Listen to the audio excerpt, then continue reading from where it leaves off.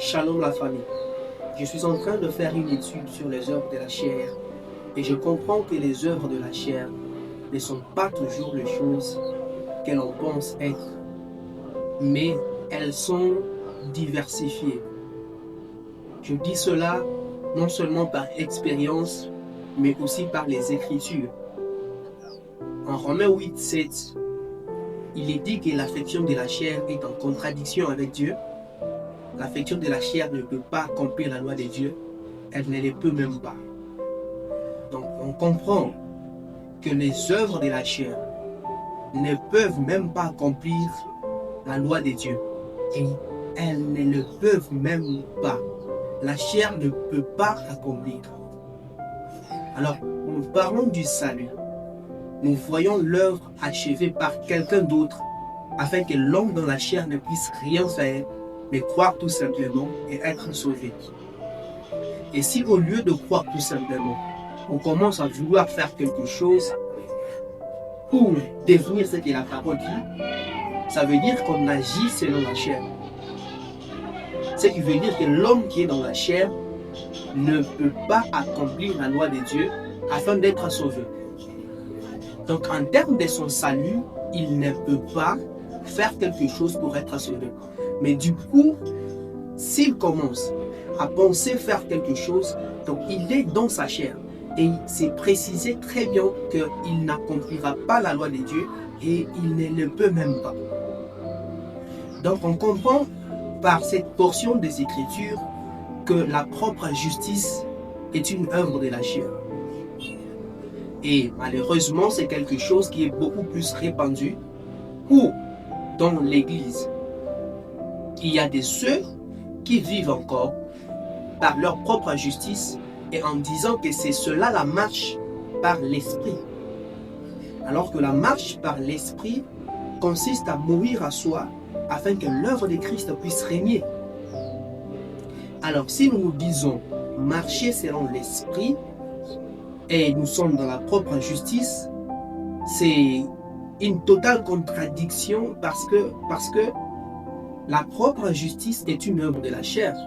Mais nous sommes dans la propre justice et dans les bonnes œuvres en disant que nos bonnes œuvres, ce sont le produit de l'esprit, de la marche dans l'esprit. Ce qui n'est pas vrai. Les œuvres de la chair consistent à penser mériter quelque chose qui a été gratuitement donné. Ce sont aussi les œuvres de la chair. J'espère que lorsque je parle des œuvres de la chair, on voit l'impudicité, la masturbation, les insultes, les envies, comme cela est écrit en Galates, ce qui n'est pas mauvais, ce qui n'est pas faux, ce qui est clairement vrai, mais ça va plus loin que ça, jusqu'au niveau de se mettre à la place du Sauveur. Donc être son propre Sauveur. C'est la chair. Et la chair ne peut pas accomplir l'œuvre de Dieu. La chair ne peut pas accomplir la loi de Dieu. Donc si vous m'entendez et vous étiez en train de vous battre pour accomplir la loi de Dieu afin de devenir enfant de Dieu, sachez que vous le faites dans la chair et vous ne pouvez pas. Pourquoi je l'ai dit? Voyons cela dans Jean 1,12. À tous ceux qui l'ont reçu, à tous ceux qui ont cru, il a donné le pouvoir de devenir enfant de Dieu. Galates 3, 26, vous êtes devenus enfants de Dieu par la foi. Jean 1,12 ne dit pas qu'il a donné le pouvoir de faire quelque chose afin de devenir. Il dit plutôt qu'il a donné le pouvoir de devenir enfants de Dieu. Donc selon l'apôtre Jean, à tous ceux qui ont reçu la lumière, qui ont cru dans la simplicité de l'évangile, ils ont reçu le pouvoir non plus de faire quelque chose pour devenir, mais ils ont reçu le pouvoir de devenir enfants de Dieu. Il n'y a pas le faire pour devenir, mais il y a le croire pour devenir. Pourquoi? Parce que si on te laissait accomplir, faire, tu ne pouvais pas.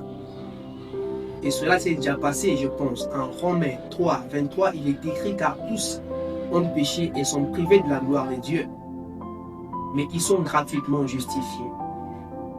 Il est question de recevoir le pouvoir et devenir enfant de Dieu, mais il n'est pas question de penser que le pouvoir t'est donné afin de faire quelque chose pour devenir enfant de Dieu? Est-ce qu'on est contre les bonnes œuvres?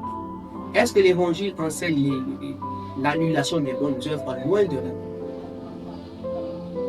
Les bonnes œuvres produites par l'Évangile, ce sont les œuvres de Christ.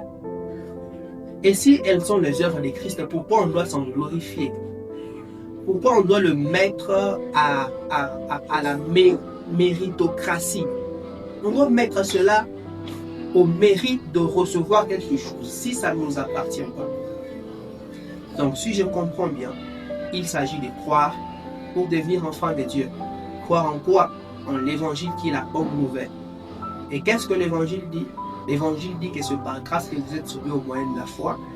Ce n'est pas par vos œuvres, afin que personne ne se glorifie. Que Dieu vous bénisse abondamment.